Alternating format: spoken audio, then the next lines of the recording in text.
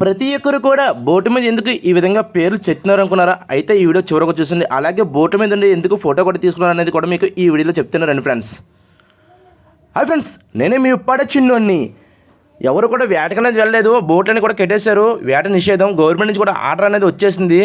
అందువల్ల బోట్ల మీద పేర్లు చెక్కు ఉంచుకోవాలి. ఎందుకంటే ఆఫీస్ వచ్చి ఫోటోలను తీసుకుంటారు. ఒక్కొక్క బోటుకి 6 వ్యక్తులు నుంచోబెట్టి ఫోటోలను తీస్తారు. ఇండియన్ ఏపీ E6MO అనేది ప్రతి బోటు కామన్, కానీ బోటు నంబర్ అయితే మారుతుంది. మాదైతే 897. ఇది ఆఫీస్ అయితే వచ్చేసరికి ప్రతి ఒక్కరు బోట్ల మీద నించో ఉన్నారు. ఇప్పుడైతే ఆఫీసర్ బోట్ల మీద ఒక 6 వ్యక్తులు నించోబెట్టి ఫోటోలను తీస్తారు. ప్రతి బోటుకి 6 వ్యక్తులు ఉంచుతారు బోటు మీద అయితే మాత్రం. ప్రతి సంవత్సరం కూడా 10,000 వేస్తారు మత్తికారులకి అయితే మాత్రం, కానీ ఈ సంవత్సరం 20,000 అంట. ఎందుకంటే ముందు సంవత్సరం మత్తికారు ఎవరికి కూడా డబ్బులనే వేయలేదు, మత్తికారు డబ్బులు అది ఇది కలిపి ఈ సంవత్సరం వేస్తున్నారు. మన ఉప్పాడలో ఉన్న మత్తికారులు ఒకటే కాదండి, మత్తికారులు ఉన్న ప్రతి ఊరు కూడా ఇదే ప్రాసెస్ జరుగుతుంది. ప్రతి మత్తికారు డబ్బులని వేస్తారు గవర్నమెంట్ అయితే మాత్రం.